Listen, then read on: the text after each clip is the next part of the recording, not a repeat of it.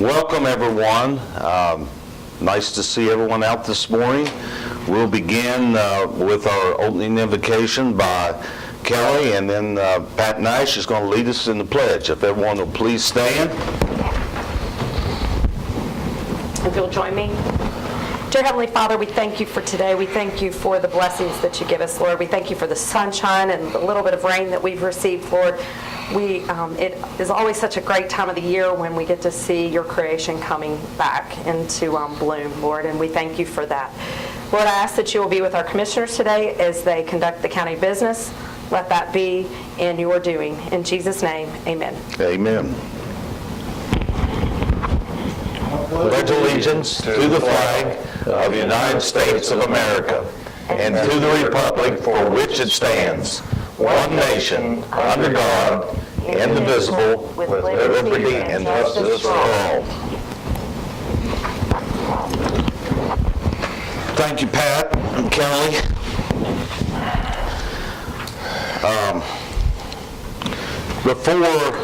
Before we start our agenda, this is the first time I've seen Tammy since the election, and I want to publicly congratulate her.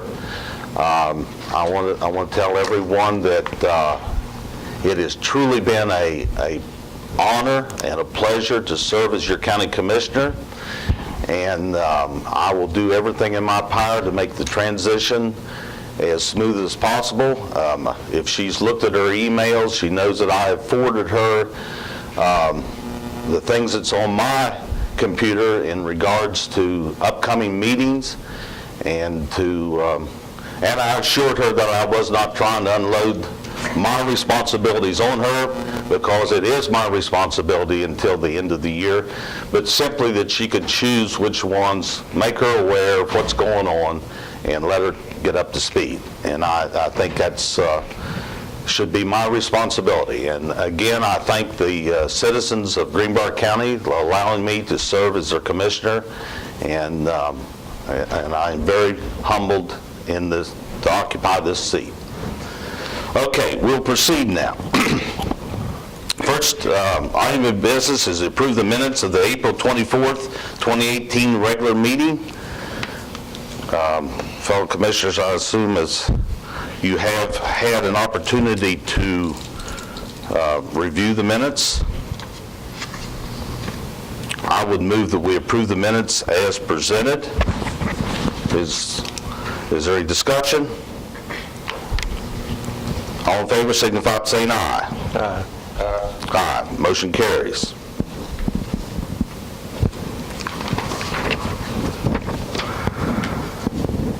Settlements of estates. Get my tongue in the right place. Joni Hare, fiduciary supervisor. I'm presenting the following estates for final settlement: Faye Maxine Buster, Christine Thompson Foreign, Douglas Wayne Johnston, James Owen LaFawn, Bethella Grace Legg, Steve Reno Ridgway, Ernest Ray Skaggs, Timothy Chad Vallandingham, Leela Gibbs Vaughn, Harry J. Whitney, all as well. Okay, motion. I'll move that we approve the final settlements as presented. Discussion. All in favor signify by saying aye. Aye. Aye. Motion carries. Exonerations, county splits, consolidations as presented by our assessor, Joe Darnell.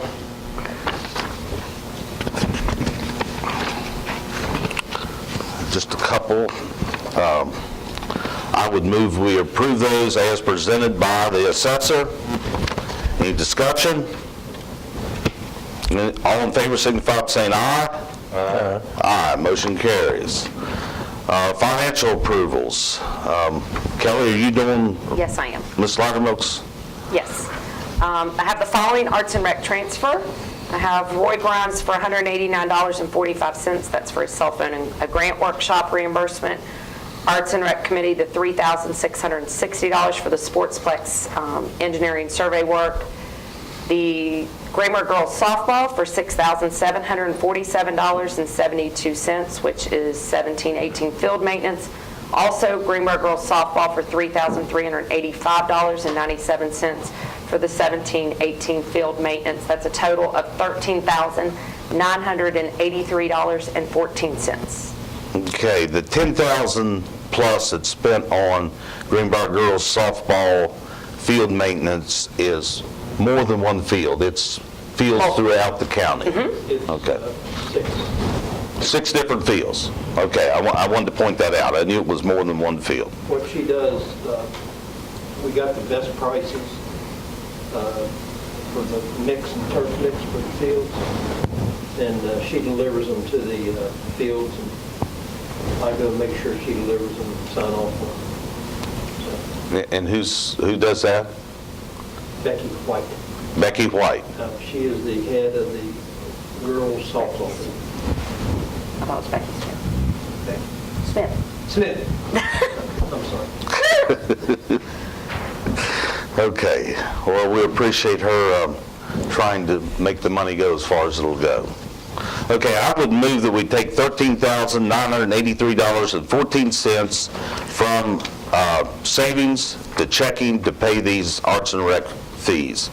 Is there any discussion? All in favor signify by saying aye. Aye. Aye. Motion carries. Okay.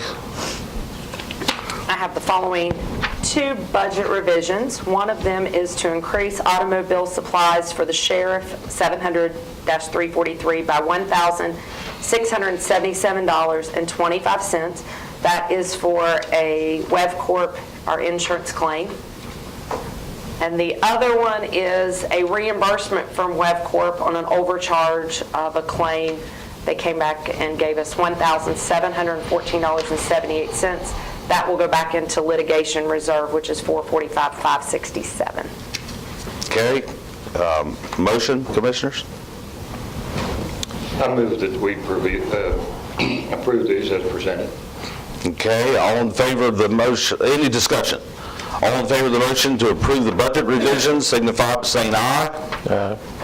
Aye, motion carries. Line item transfers. I have one, and that is, let's see, Al is requesting a line item transfer from 71119, which is building maintenance, to 71143, which is automobile supplies and fuel, in the amount of $1,500. So he's taking it from building maintenance to auto supplies. Okay, motion? I'll move that we approve the line item transfer as presented. Okay. Any discussion? And that is emergency services? Yeah, that's his emergency services line. Okay. All in favor of the motion signify by saying aye. Aye. Aye, motion carried. We also have quite a stack of bills that we all 3 reviewed this morning, and other than finding some charges for sales tax, I think everything is in order. We tagged those, and I would move that we pay the bills as presented. Any further discussion? All in favor signify by saying aye. Aye. Aye. Motion carries. Public comment on agenda items. None. Okay. New business, move right into the new business. Consider signing the Humane Society contract for the 2018-2019 fiscal year. It's the folder in the back of yours. Oh, separate folder.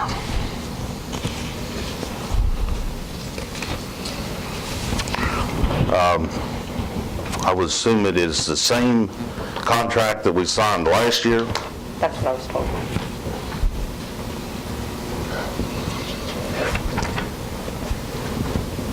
But you haven't compared. She just brought it in.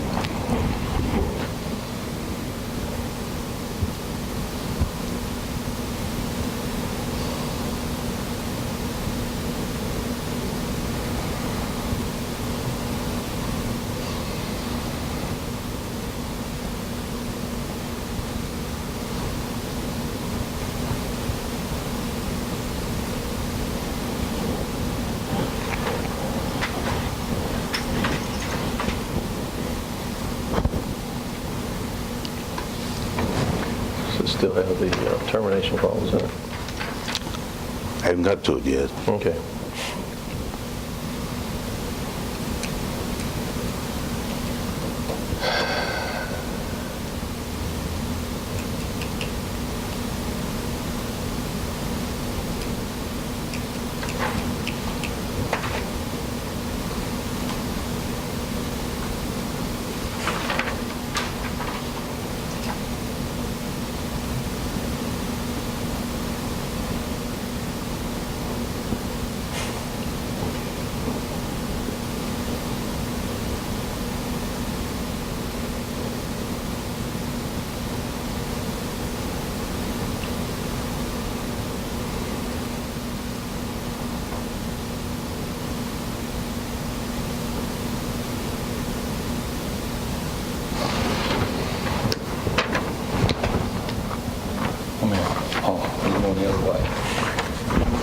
I apologize for this. This showed up about 5 minutes before the meeting, and we haven't had a chance to review it.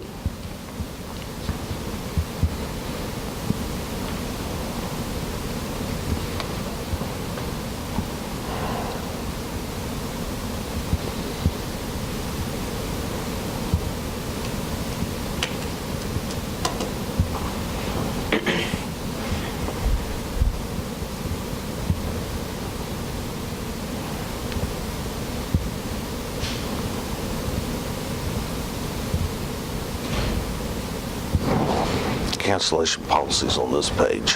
Okay. You ask about.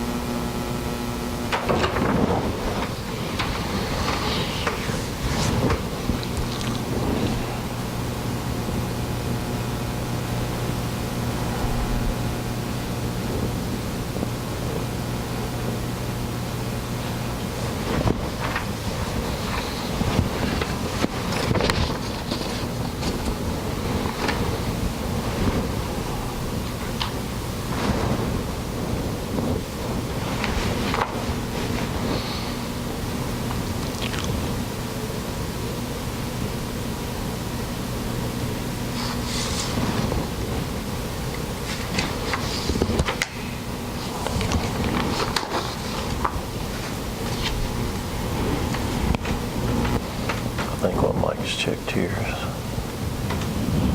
should probably, this part should be left out. Should start here again.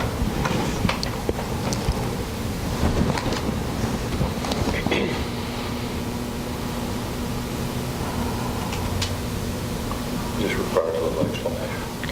Let's say it straight on. Okay, The rest, that's not part of the legal term. I'll make the motion, then we'll discuss it, so everybody, I don't want us whispering like a bunch of third grade girls there. I move that we have the commission sign the contract with the Humane Society for the upcoming 2018-2019 fiscal year, which would start July 1st. Which one? Mike marked it. You want to explain what you marked? And Well, let me read first what it says. Whereas the county is legally responsible for the humane sheltering of stray or abused cats and dogs according to local and state ordinances. Okay, what the state requires of us is if we choose to have an animal control officer, and it is our option. But if we choose to have an animal control officer, obviously, we are required for the animals that he takes into custody.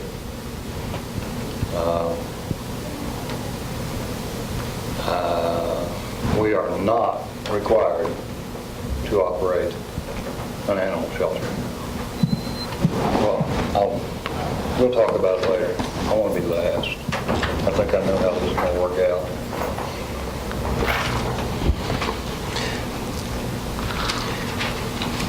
As Mr. McClung stated, part of their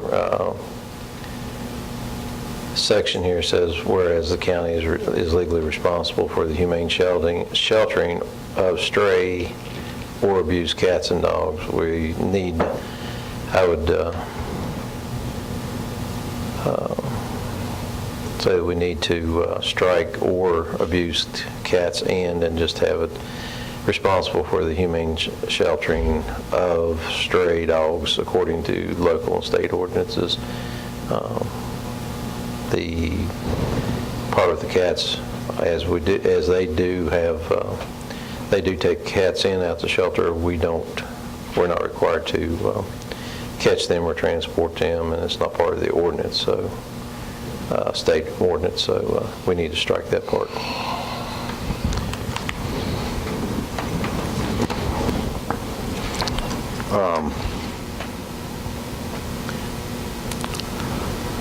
Okay, so you want to offer that as an amendment to this? That's as an amendment to your motion that we just strike the words "or cats" or "abused cats" and from the sentence. Just take the cats out, basically, with the stuff that deals with the cats. Everything to do with cats. Okay, because state ordinance does not deal with cats. It just deals with dogs. There is no county ordinance regarding stray dogs or cats, right? No. We have a leash law. Leash law, but that doesn't deal with this. Okay. Okay, we'll deal with the amendment first. It's been moved that we amend the contract by striking out actually 4 words, which removes the reference to cats being in the county's legal responsibility. All in favor of that amendment signify by saying aye. Aye. Motion carries. And just to clarify that is to bring us in compliance with the ordinance. Okay. Now, discussion on the motion as amended, that we sign the contract for the upcoming 18-19 calendar year.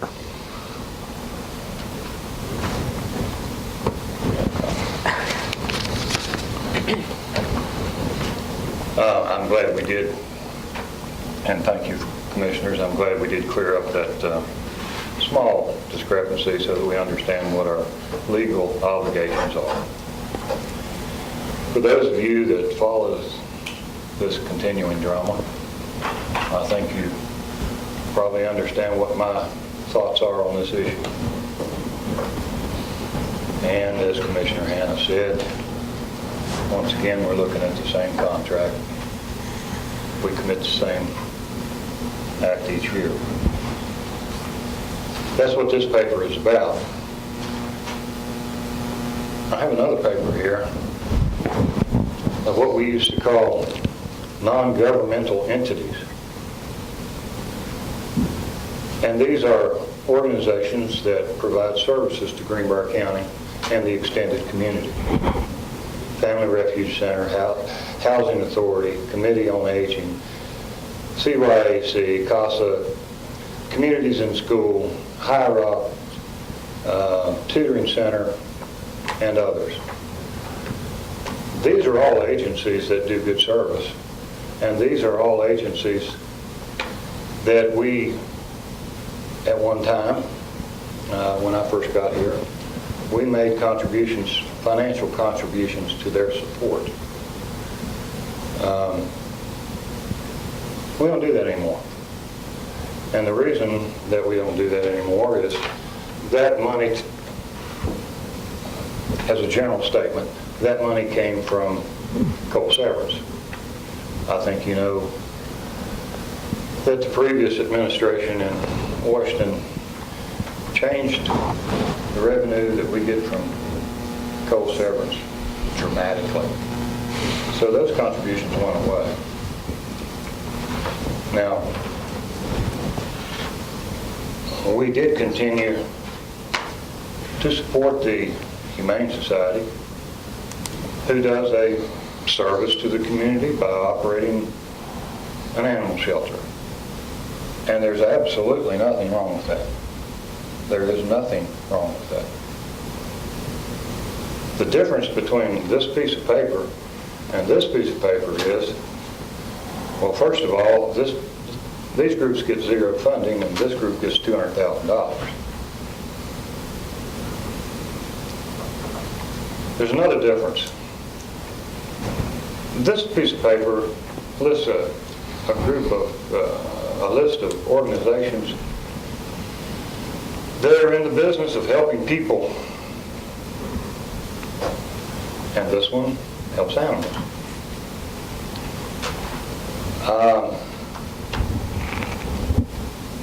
I do not have a problem with supporting the Humane Society for the operation of the animal shelter. But my goodness, we do it in a grand fashion. It is not about the 167 dogs that we're responsible for. Obviously, it does not take $200,000 to care for 167 dogs for a few days. That's the number last year that we're responsible for. We could put them up to Greenbrier cheaper than that. We could put them in the Southern Regional Jail. That only costs $48 a day. But obviously it is not about just those 167 dogs. It's about supporting an organization that does a good job and provides a service. My only gripe is that we stop doing that with all the ones that help people. An organization that aids assistance, gives assistance to abused and neglected children. They get nothing. An organization that cares for the aged, feeds them, provides them transportation. They get nothing. And a shelter for wounded families, battered spouses, they get nothing. But a shelter for dogs gets $200,000. That's always been my complaint. It seems to me that our priorities are on tilt. And I think I know how this is going to work out. For those people that come to me on the street and say thank you for trying to do something about it, I appreciate that, but you don't need to talk to me. Amen. Commissioner? On this subject, just on the animals themselves, we have to have somewhere to shelter them. We were paying $125 when I first came in on the commission the first time. 1,000 had our own people doing it. It was a mess. We had them sheltered in the same building as the Humane Society. It was a conflict constantly. We would still have to shelter those animals somewhere and do something with them. You can argue that the animal control officer only brings in so many animals a year, but there are a bunch more animals that are brought in, turned in, that would possibly be running stray if they weren't collected by the animal control or people didn't have a place to take them. Plus all the cats, we'd have feral cats running everywhere, which it's not our job to collect the feral cats or taking cats at all, but we have from time to time when they're feral and they are causing problems. The county has, animal control officer has trapped and transported some, but anyhow, don't want to get into that. As far as the other part goes, when I first came back on the commission, we discontinued funding of those type outside entities. Most counties do not fund those, or they run special levies to fund each one of those. And if taxpayers want to pay extra money to do that, that would be on a levy and be put on the ballot to do that, just like the school levy and everything else. But anyhow, they are great organizations, and I'm not knocking them. I have asked them for paperwork in the past to show me that they actually need county funding, and they don't want to give me that. They just want a request. So if they can't prove to me that they're good stewards of their money, how they account for their money, and if they need it, then I'm not in favor of sending money to them. But anyway, if you add just strictly the number that the animal control brings in, Commissioner McClung's right. If you add in all the other cats and dogs and divide it out, it's considerably less money per animal. But the fact is, we still have to house any of them. So, and I'm not getting into any arguments on that. I mean, it's I think the Humane Society does a great job. The spay-neuter programs have dropped the number of animals, stray and animals out there in the county, the dogs and cats, greatly. When I was on the commission the first came in, we were euthanizing well over 500, close to 6,000, or 5,000 rather, close to 6,000 animals a year out there that we're euthanizing. And through adoptions and the spay-neuter programs and the vouchers, it's dropped those numbers. You know, they haven't, other than aggressive animals or very sick animals, they haven't had to put any down for a while. So the program is working and everything, and I think they do us a great job in the county. And I'm not comparing what they're doing a contract job for the county versus the other groups who service groups for people in the county. So, you know, I don't disagree with Commissioner McClung. These other groups are very, very good groups. So, but I would move, you've already made the motion, so I would call for the question on the vote. Well, Unless till you get to talk. one advantage of being president is you get to speak last.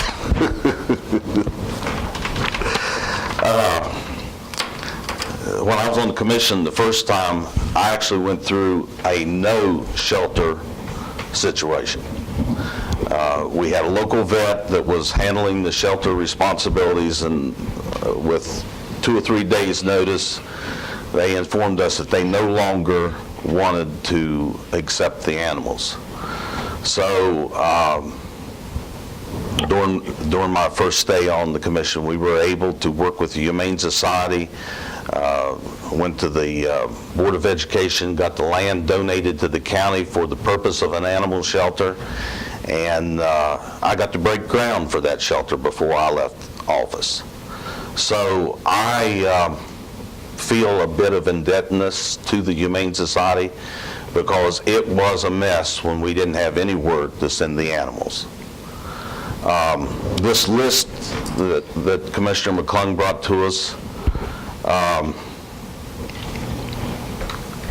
all of them are worthwhile organizations. I wish we could fund them.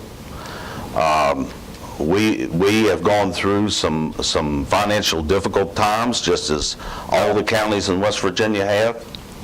Fortunately, we haven't had to lay anyone off, like Nicholas County had to lay some of their deputy sheriffs off. But during this time, we had to quit funding these organizations. Now, how do we decide to quit funding those? We never voted on that. We never voted on that. We just didn't have the money. When we figured up the budget, we didn't have the money for that. And how did Commissioner Rose and I justify continue funding the animal shelter? Well, I can't speak for Commissioner Rose. He's already spoke. But in my mind, the justification is the code requires us to have a shelter if we have an animal control officer, or it requires us to take care of these animals. I'm sorry. There are people that'll do that for us for about $25 process today. Well, we've been down that avenue before, and that didn't work out. And I'll also point out that when I come on the commission, a commission that, well, you can check, see who was on the commission at that time, it was budgeted for $240,000. And I was able to work with the Humane Society and get that down to 200. I, at that time, was talking about 150,000, possibly we could go to 150,000. And after consulting with them over several occasions, 200,000 was the bottom number that they said they could operate. They assured me that they could do that for a number of years, and since that time, I think 3 years now, 4 years, 3 or 4 years, we've been able to hold that at $200,000. And I think it's a service that the citizens of Greenbrier County expect from the commission. The people that come up to talk to me about the animal shelter thank me for supporting the shelter and continuing to fund the shelter. I guess the people that talk to their commissioners say what they want to hear. I don't doubt that there's not folks out there that are praising you for trying to adjust this number, but the ones that are talking to me are in favor of this. I seem to remember 3 ladies talking to you at the dinner table weren't very happy about it. Well, I think we have to exclude family, don't we? Only one was family. Okay, without further ado, I will honor your request to the vote. All in favor of the motion to approve the contract with the Humane Society as amended, which removed the cats as our legal responsibility, signify by saying aye. Aye. Aye. Opposed? Nay. Motion carries 2-1. Should have been the last item of business. Sorry. Number 2, consider signing SCBG draw request resolution for PSD 2 St. Black Water Line Extension. Leslie Taylor, first thing, tell us what all those letters stand for. SCBG is Small Cities Block Grant, also known as Community Development Block Grant. Welcome. Thank you. Good to be here again. If I ever had a chance, I'll put you before the animal shelter again. I don't know, I enjoyed the discussion. I have resolution number 7 pertaining to the construction and other services for the St. Black Church Waterline Extension Project and authorizing payment thereof. We just have one invoice. It's for legal services payable to Bowles Rice in the amount of $45,068.84. $45,000 for legal services. $45,068.85. Couldn't find anybody to do that pro bono? I'll call you on the next one. Well, he can argue some points now, I can tell you that.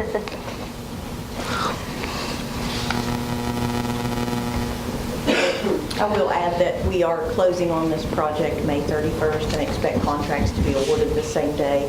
So you'll start to see some construction in June. In June. Okay. All right.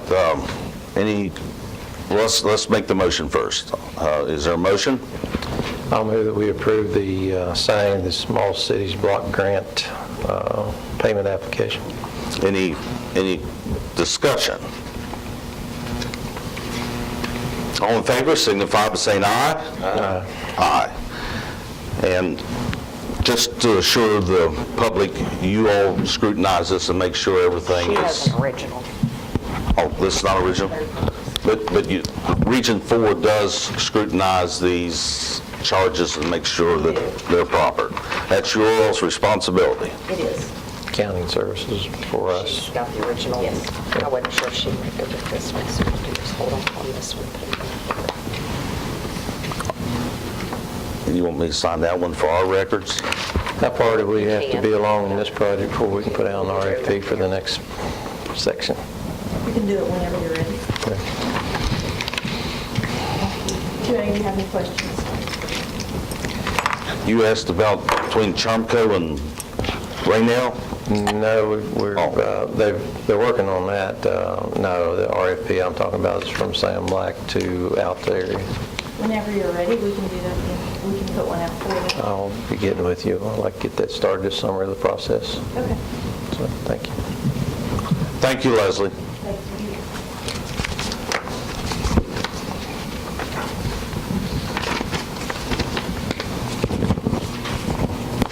All right, did you pick up my agenda?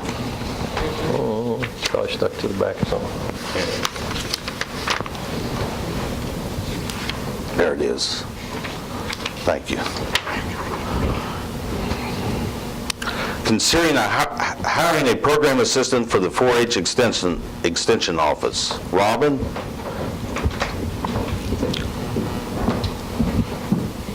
Well, I'm here today to present a name after several searches through and interviews for the program assistant. We've had a little bit of a rough course with that for the past year, so I am desperately ready to have somebody on board. Melissa Scott is the candidate. She has been doing some part-time cleaning in the office, and she has been a 4-H leader for 10 years, has been raising children, and ready to take a step into the workforce. Somewhere between 30 and 40 hours is the plan. We got to sit down and talk to everybody about what comes with that and benefits and things. As you know, we received the Hamilton Foundation grants to help pay for the program assistant, and you guys provide assistance through benefits through the county commission. So that is my request. Okay. Any questions? I know Melissa, and I think she's a good candidate. Well, the first go around, she just wasn't quite ready, and some things are changing in her life too. So I guess things are meant to be, as we all have to have that in our heart and believe that. So we're ready to rock and roll. Camp will be here in No time. yeah. Okay, I would move that we approve Melissa Scott as the new hire for the program assistant for the 4-H extension office. Is there any discussion? All in favor signify by saying aye. Aye. Aye. Motion carries. All right, give Thank you. Melissa the good news. I can't wait to get on board. Help. Consider signing the delinquent real estate tax list. Huge list. Huge stack right there. Okay, motion? Newspapers, this is a windfall for them. They get the Big papers, yes. small print now, remember. Can't get the legislature to change that. Microfilm. Motion? I'll move that we approve signing the delinquent real estate tax list so we can have it published. Okay, any discussion? All in favor signify by saying aye. Aye. Aye. Motion carries. Consider signing the security contract renewal agreement with Mason Berry for the 2018-29 fiscal year. It's in your packets. Alan has informed me that it is the same as we had. So, and it is the same price. I did verify that.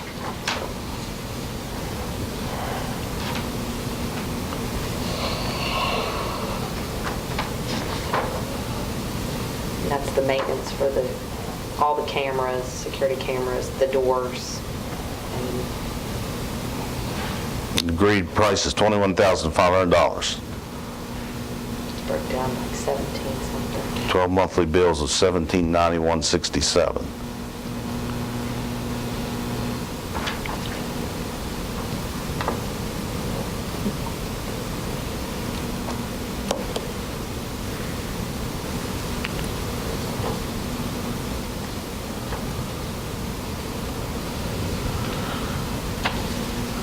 We also feel that it is of great importance to remind the commissioners that the heating and cooling systems in the courthouse is well past its prime, and the commissioners should look into replacing the aging system as soon as possible. Tammy, I'm reading that for you. It becomes more difficult each year to try and find parts to keep the systems running. Motion? I move that we approve the renewal of the contract. Any discussion? Yeah, I'd like to say that this organization, Masonberry, has gone the extra mile for us many times for a very long time. And they're not only well received and appreciated by the courthouse, that same thing goes for the airport, the O school, and other organizations. They do well by us, and that comment, it's good to see it in writing. I've heard it before. We all have. And there is really only one reason that we don't replace the HVAC system in this courthouse. The obvious one. It's a very large sum of money. But one day we're going to have to tend to it in some way. But as far as Masonberry is concerned, I know the local people here. I know the owner of the company. This is an easy yes vote for me. Well, I would have to echo your sentiments because the heating system went down. I don't remember which month it was, but one of the cold ones, January, February. Well, February wasn't cold, probably March.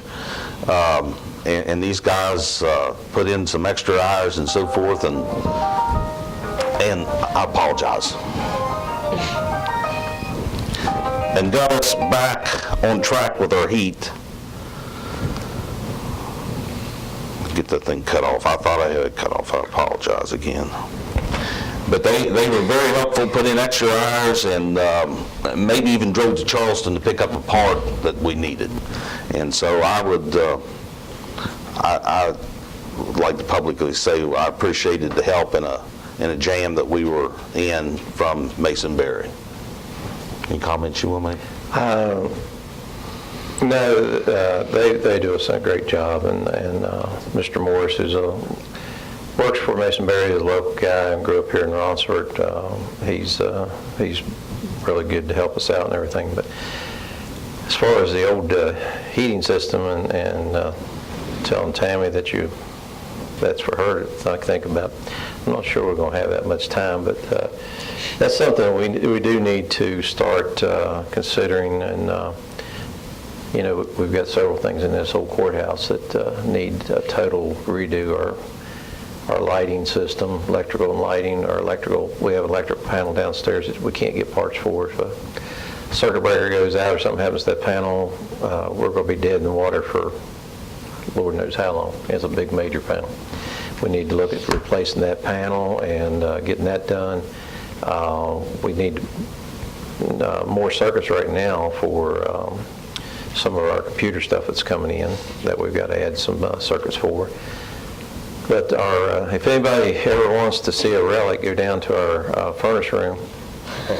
Thing looks like it's boiling on the Titanic or something. It has open flames, big old huge cast iron thing. It fills a room third the size of this room, and it's a monster. It's ugly, and it's served its purpose for years. It still works, but if it blows, we're in trouble. And like Commissioner Hanna said, back in the real cold weather, December, January, different times, I'd lay in bed at night hoping that stupid thing didn't blow up, because I didn't know what we'd do or how soon this place would start freezing, because it's not a simple plug something else in. It's hot water controlled, and the only thing I could think of is the airport has some heaters that they have attained, that like you put into temporary buildings or temporary tents, is to have Steve bring those units in, seal off some doors, and start blowing heat into place. And, I was trying to come up with a contingency plan, but there just wasn't a good one. So that's something we got to work on. Our chiller system, we worked on it. We had put another, pump in last year? The pump last Big year. pump. We We had pressure reduced valve yesterday. and a pressure reduced valve yesterday before we could even start it up for the year, and we've got another pressure reduced valve that we bypassed that we got to fix Before the heat goes back. before the heat goes back on. So we've got and it's, as they said, it's millions of dollars. It's not thousands or hundreds of thousands, it's millions of dollars. So we've got to do some planning, and you wonder why we don't spend money for anything we don't have to. We're scraping every dime we can, knowing that at some point we're going to start having to replace this stuff. So that's where we're as tight financially as we are. But just say the county is in good shape financially, we are. But it's because we're saving money for these things that we have to have, that we have to do. So. One project I will mention that we're getting ready to do, I know we still got things on our to go, but our parking lot, we'll be putting out a contract to repair and pave and drainage and all that stuff on it. We're meeting with the engineer today to go over the plans for that. So, but that funding comes under cost severance reallocation funds that we get that have to be used strictly for infrastructure. So we can do maintenance on the parking lot with that. We can't use it for anything else. So anyhow, that's the only thing I echo what they say. That's things that we do need to start working on and planning for right away. Okay, no other discussion. All those in favor of the motion to enter a yearly contract with Masonberry for the service contract renewal, signify by saying aye. Aye. Aye. Motion carries unanimously. Okay, public comment.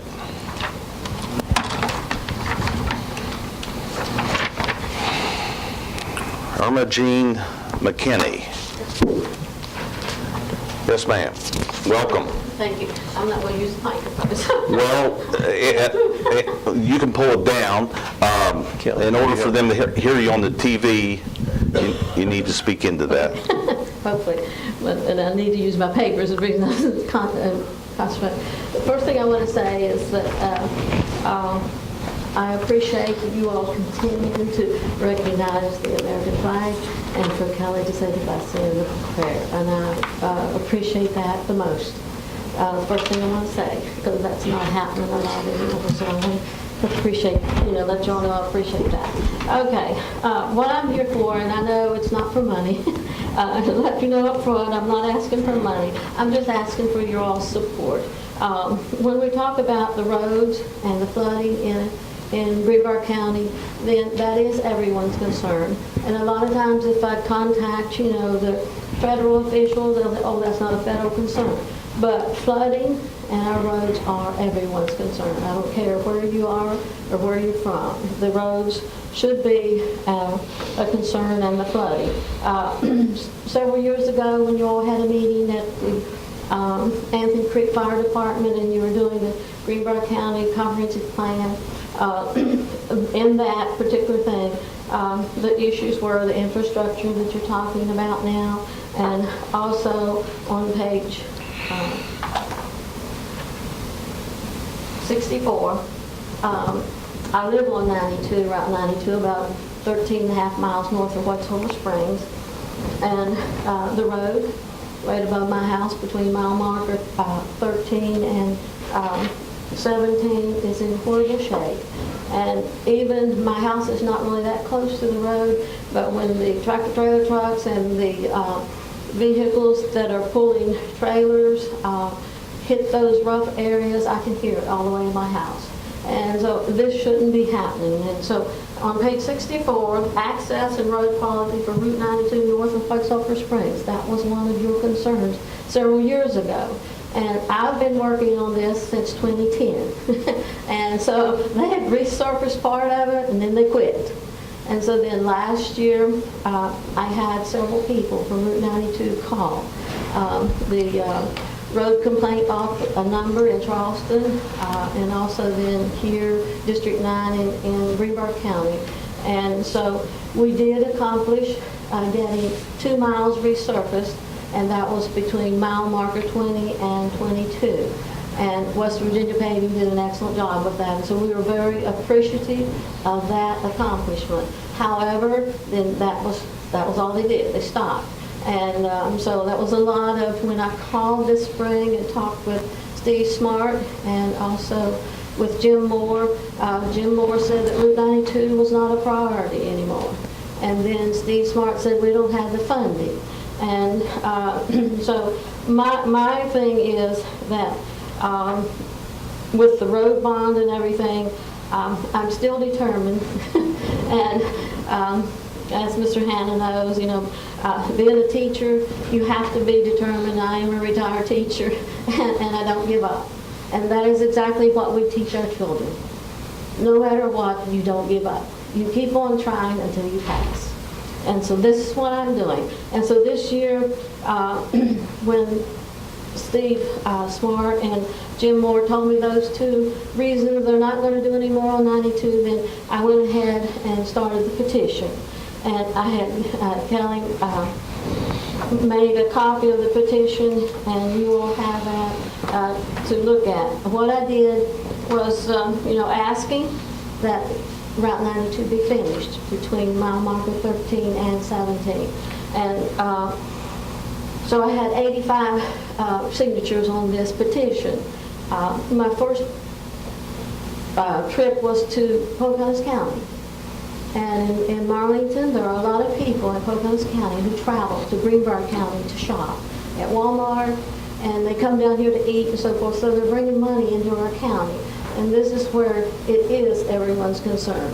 These people deserve a better road to travel on. If they're coming into our county and bringing money into our county, let's give them a good road to travel on. So, like with Burns Motor Company, Fred Burns, I met with him last year, and so he's behind me all the way, and so he immediately signed the petition, and with the comment section said, it is hard on his equipment.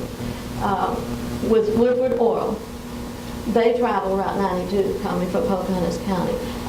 And so again, the travel that we have on 92 is a mixture of business, and for recreational purposes and for shopping and everything else. So it does help our county, and so we need a road that is conducive to bringing these people back.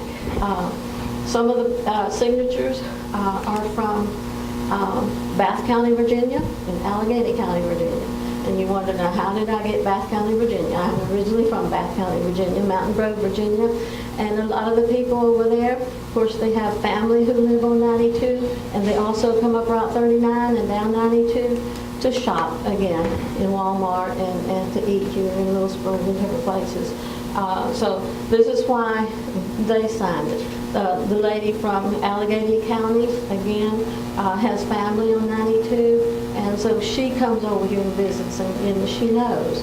As soon as she hits right above my house to visit her family that live up close to Pocahontas County line, then she knows how it bothers her vehicle. And a lot of the people who signed it said, with the alignment on their vehicles, bouncing around this road. Now, with the businesses on 92, okay, you have Lynch Construction, you have the spa up there, the health spa up there now. You also have, of course, Neola Market, and then you have the Anthony Correctional Center. People travel back and forth to work every day. And then with Lake Sherwood. Getting ready to open up Memorial Day weekend, the road is terrible, right before you turn off to go to Sherwood Lake, coming either north or south. And also then with one of the roads that comes off on Sherwood Lake Road, Rucker's Gap, some of you are probably familiar with that, it definitely needs to be fixed also. Allegheny County did a beautiful job. and my nephew and I are the ones who asked them, and they did it. And so they resurfaced their part of Rucker's Gap.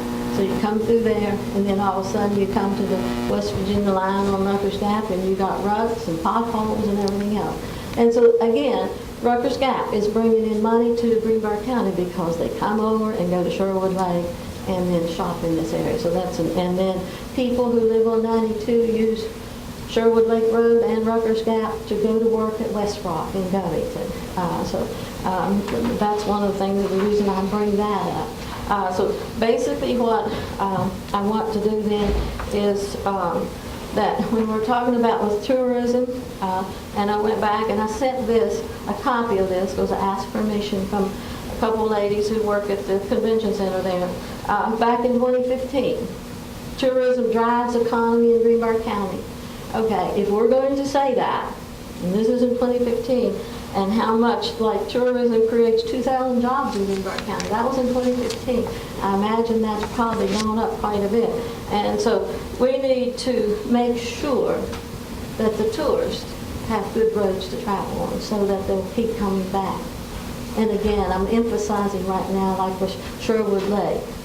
And when in the paper from Governor Justice, and that was on Friday, April the 13th, when they're again pushing tourism, the ad campaign. What is he talking about?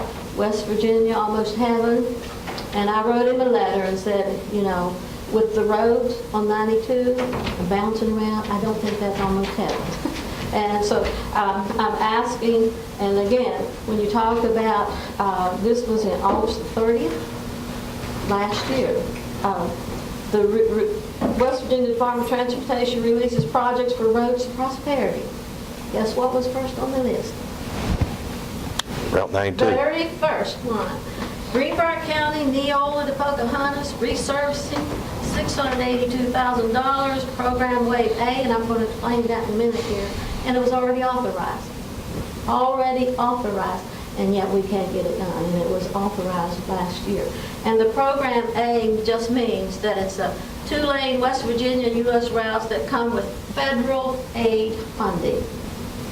And so again, with the funding, you're not only getting state funding, but you should be getting federal funding if that's a program A, wave A there. So what I'm asking is, again, for your support. Talk to anybody and everybody, whether it's Tom Smith with the West Virginia Transportation Director. He has gotten several letters from me. So has Jim Justice, Shelley Moore Capito, Joe Manchin, and also Evan Jenkins. And so I'm out there trying to get everyone's support, and that's why I'm here to ask you all to make Greenbrier County, especially our roads, conducive to whether you want to push tourism or whether you're trying to get people to have a safer drive to and from work. And like with my daughter, Melanie Cochran, who lost her husband about 2 years ago, and he ran Rock Drillers North. It's on 12th Avenue on Route 92. They make drill bits for the coal mines, and when you're talking about the coal severance tax and different things that the coal companies for us, then, these people who work there need a safe travel to and from work. And when they're delivering those drill bits to other places, other counties, and other states, matter of fact, the workers who work there. So this is where everything and everybody should be on board with me to get this road and other roads like it so that they are conducive to safe travel. Okay? Okay. So I just ask for your support. Talk to whomever, whether it's Steve Cole or Tom Smith, anybody that you can talk to. Please ask them to get our road fixed. Have they shared with you the agenda for, of course, the bond passed, and like you say, the first road that's mentioned on there is Route 92. Have they shared with you the agenda or the timetable for that resurfacing to start? No, like I say, last year they did from mile marker 20 to 22. and then quit. And so Do you think that was what they were referring to? that's not Neola to Pocahontas. That's not the complete. That Right. doesn't comprise Neola to Pocahontas. The Neola sign is, like I say, I live 13 and a half miles, and so the Neola sign is right above me, and so it would cover where the road is. But do you think they're not going to obligate themselves to what they put on the I bond? haven't been told, like I say, with Steve Smart, he said, we don't have the funding. I doubt it'll be done this year, maybe not next year, and so that was his excuse. And then with Jim Moore, it's not a priority anymore. So, I'm getting the feeling that, as he said, it's not a priority when it should be. And like with the flooding issues, and I put flooding on there, that also has to do with the roads. Right where I live, it floods every year, and right now, since February, we've already flooded 3 times. And the one time it came across the road, and the other 2 times it didn't. But with the road situation, they have a culvert that comes directly into our field. And so living on a small farm with cattle and so forth, then that water coming from Anthony Creek through that culvert floods our field long before it ever comes across the road. So, I'm working on that too. But it also, what does it have to do with the roads? People trying to get back and forth to work, or whatever they have, whatever their destination may be, then yes, the road is blocked and they get stuck above us or below us until the road clears. And so, it is interconnected there, the flooding and the roads. With you all talking about the different things that you fund and so forth, again, I'm not asking for money. It's just that anyone who has, if you know an engineer who, like when you're talking about infrastructure and the floodplains, and they're supporting that, trying to get something done. We do live in a floodplain, but is that a reason to say, oh well, it's just the McKinneys, let it go? It isn't just the McKinneys. It affects everybody who travels on 92. And so I think with working with West Virginia conservation agencies, the United States Department of Agriculture, Dennis Burns, different people have been up there last year, especially after the flood of 2016. But the worst was in 96, where it went around our whole house, all the way to the back field, took out our fences and a lot of things. And so my husband, being a Vietnam veteran, and he definitely will not ask for help. But with both of us now in our 70s, and eventually he's not going to be able to clean up after every flood and to re-scrape our driveway and to go out and all the debris that's in there. And my biggest concern now is with these portable meth labs. With what comes down through that creek and goes into our field, I ain't worried about our cattle, and that's something, Woody, you should be familiar with. And, when you think about with baby calves and so forth, you don't know what they're going to pick up and try to eat. And so something needs to be done about the flooding on 92 also. Getting help from conservation agencies, Forest Service, anybody at all. I've experienced the same thing, and I go all the way back to 68. We had a bad flood up Spring Creek, and actually had 2. One was during the fair, and the other one come 2 weeks later. The first one was supposed to have been a 100-year flood, and 2 weeks later we had one that was even higher. And but after those floods, they took a dozer and they cleaned the stream beds out completely from one end to the other, because all that debris had washed in there. Oh, I've got the same situation that you do on Spring Creek now that happened as a result of 16, but they will not put any equipment in there because there is no homes threatened. There's no homes threatened by the water overflowing. So we've got crop fields that are being destroyed each time, and it's been in it 4 times, like you said, this spring, and soil washing away, but they will not do anything because there is no home threatened. I even checked on the national level. So That is a federal policy change that's happened sometime between 68 and 2016. They do not go in and dredge streams that do not threaten dwellings, homes. Well, with my house, and Roy Buckland from White Sulphur Springs several years ago did a history of Neil, and right where that used to be called Shyrock. And so the home that we live in was built in 1922, and it's supposedly, and I don't know for sure, I'm working on that, supposedly a Sears pre-cut home. And so the historical value of the home, and when you say it has in 96, we had 6 feet of water in our basement, and you can imagine how long it took to for that to drain out. So yes, it does harm our house, but as far as the upper level structure so far, thank goodness it hasn't gotten in it, just in the basement. And with one of the recent floods, we had probably about 9 inches, and then Sunday we had a couple inches. But Well, the soil conservation ought to be able to address yours because your house is being affected. Yes. There's no homes in the farmland that I'm talking about. Yeah.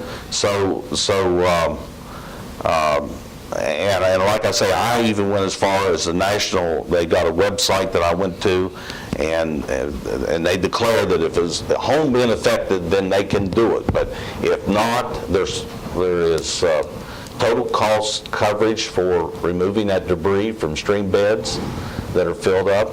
But Dennis Burns should be able to put you in the contact with the right folks to. And so far, he hasn't, and he was working with Ruby Ambler on that. But with Judith Lyons with Western Conservation Agency, and she has been, working in Ray now and so forth. And she came up there last spring and actually went to North Fork and, came down the creek to where we live.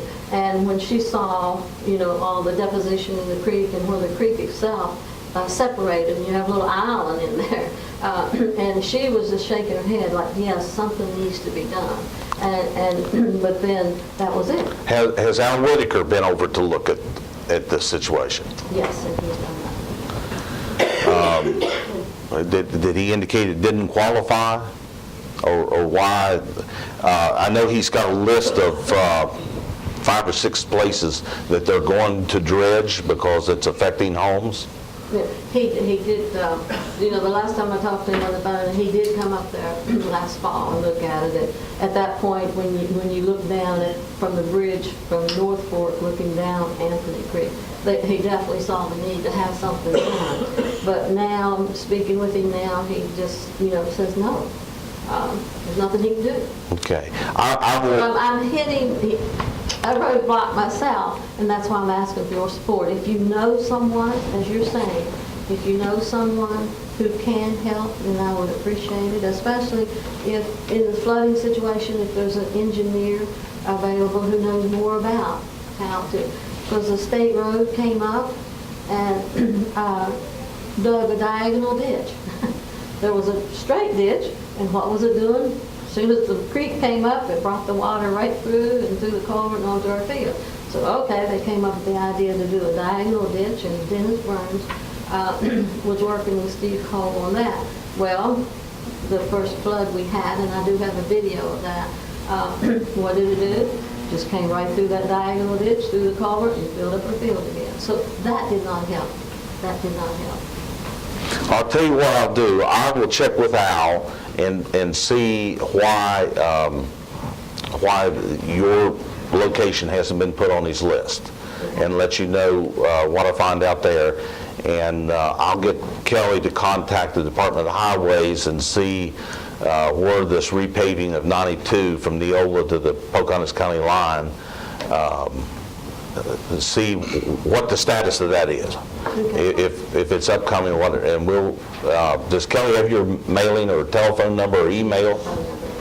Okay, so we can get in contact with you. Okay, I appreciate that, and anything that you did, I appreciate it. You're welcome. Thank you. Thank you, ma'am. Okay. Is there anything else on the agenda? That's it. Public comment that we did in the canvas election. We need the canvas election, required to have it on Monday, May 14th. It'd be my recommendation we start at 8:30, get started on it when the courthouse opens. I would, can I make that in the form of motion or just announce? I'll just announce. Everybody good with that, 8:30? Sure. Oh, Robin. Get it done. I know that's a little late for you to start, but, We'll be there. okay. Anything else that needs to come in front of the county commission? I wanted to mention that, as Kelly brought to our attention earlier for the meeting, the time has come to revisit the towing policy that we're required to have, and we need to get that either on the agenda of 911 Advisory Committee or deal with it ourselves. Several months ago, I marked up a copy of the policy we have to make some what I considered needed changes. You took that to a 911 advisory meeting and it didn't go very far, so we need to keep that in mind that we either need to meet to do that or turn it over to those folks or make some arrangements to make some much needed changes to the towing policy, because some of the things that we've established, primarily the rotation system, have been avoided. Okay, probably to speed things up, why don't we just have a special commission meeting and have the 911 advisory folks here and we'll go over the policy. I think that's an excellent idea. Okay? You want to just call it a working session? Invite them. So we won't be voting on anything? Yes, it'd be a working session and no decisions be made. We would come back to our regular county commission and if we made any changes, vote on them at that time.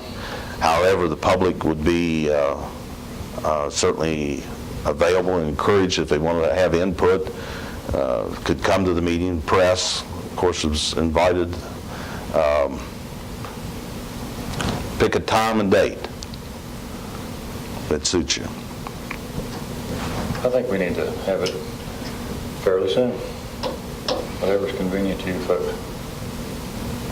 We need a decision about the city's being able to opt out of towing policy. We need to get that from Mr. Vine's office prior to that meeting.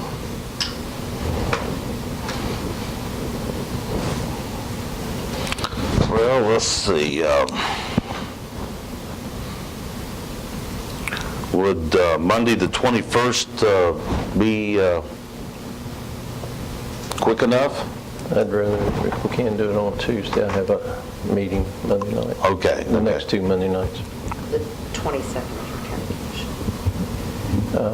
Yeah.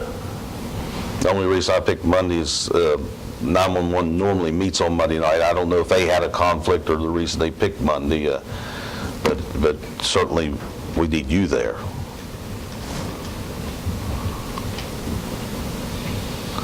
Um, 28th, that Monday you're, Memorial Day. oh, that will work. Nobody will show up.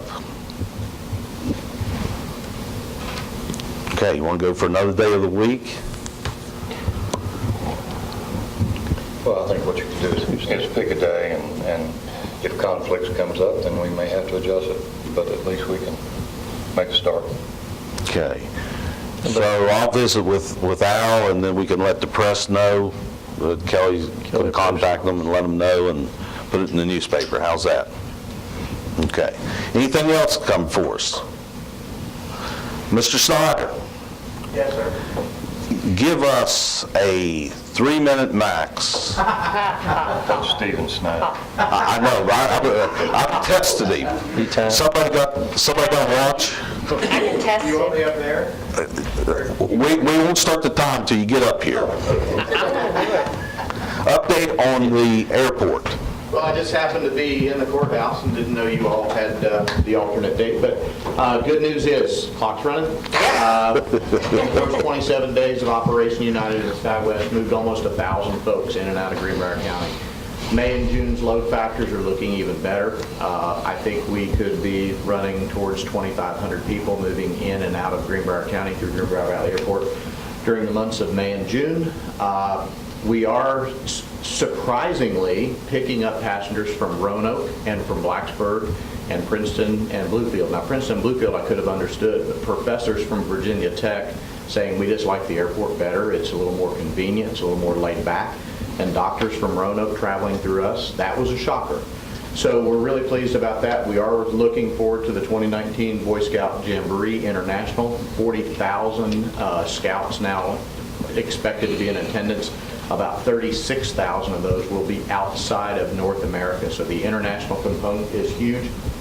We're working with SkyWest to potentially put on extra flights. We're working with Mother United to actually potentially upgrade aircraft to 737 size to bring in 130 folks at a time. So there's a lot of moving parts, but we're trying to get an early start on that. We're really pleased, again, the economic data that we kind of look at when there's passengers moving in and out of our airport, that means we see it on Main Street every day of the week.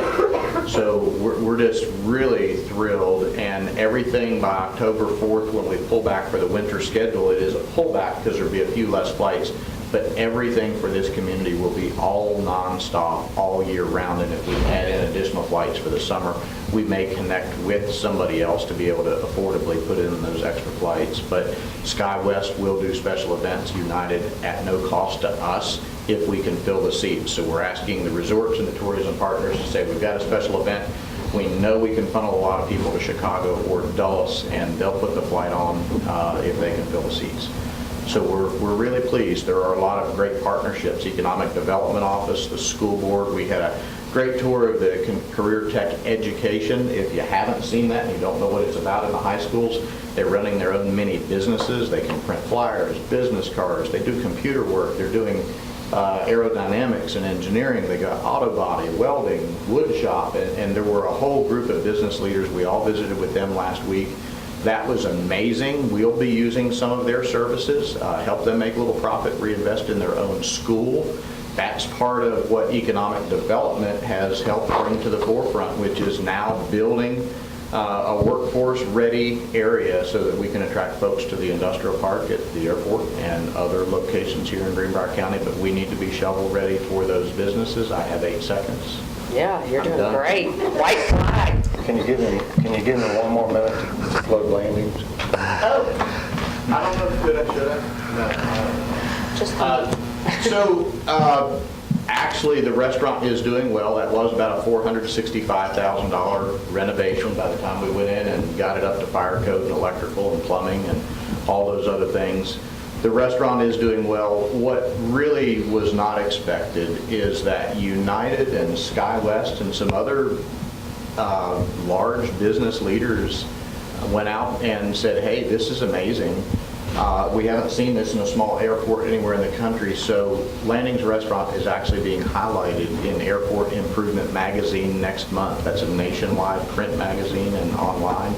And they like what they see so much that they may expand this into a broader article on the airport. One of the biggest comments we're getting from folks that are well-heeled business travelers is, wow, we just never expected this. So aesthetics goes a long way. And we're just really, we're getting some traction, folks. There are a lot of great people pushing a lot of great initiatives down the road, and we're finally getting some traction for Greenbrier County. I think we're really poised for some pleasant growth. Good. Good. Thank you, Steve. I told him this morning to get us a low-cost carrier to the south, to the beaches. Yes, sir. Come January, I'm going to have a lot more free time, and I might want to go somewhere. We are continuing to work with the airlines and explore southerly hub options with United. We have had several conversations about that, but we need to prove the traffic flow before we can actually go that direction. Again, SkyWest does work for American, United, Delta, and Alaska. The aircraft are just painted differently. But United's really aggressive in their growth. I saw the billboard in Clarksburg, $49 from Clarksburg to Myrtle Beach. So I gave you the quick story about that earlier. That is Allegiant. Allegiant likes to fly that plane 98% full. If they're not filling it 85% full, they probably don't want to fly it. Clarksburg was a little bit different. They were looking at smaller communities back then. Right now, they know your customer habits, they know everybody's customer habits, and if you're willing to drive to Roanoke 2 hours away, and they know you live here, and they know your address, and your wife has blonde hair, they know your habits very well, and if you're willing to drive 2 hours to Roanoke for a $49 fare, there's no way they're going to put an aircraft in here and incur the additional expense and fly it less than 85% full. What we're seeing Allegiant do is go to larger markets like Chicago, and they're going to the outlying airports, and they're working directly with like the Convention and Visitors Bureau in Fort Walton Beach or one of the Florida communities, and those folks are putting money on the table to help lure that airline and helping do a little bit of a subsidy. Other airports do that to attract Frontier or not SkyWest, but Allegiant or one of the ultra low-cost carriers, and it takes money to do that. So they're looking now at those larger cities where they know they can operate 98% full almost every flight, and that's how they can offer $49 fares. Those are not subsidized; those are for-profit services, and that's what it takes. Keep the plane full consistently. Our market demographic is very small. It's hard for us to put 130 people on an aircraft every day that it departs.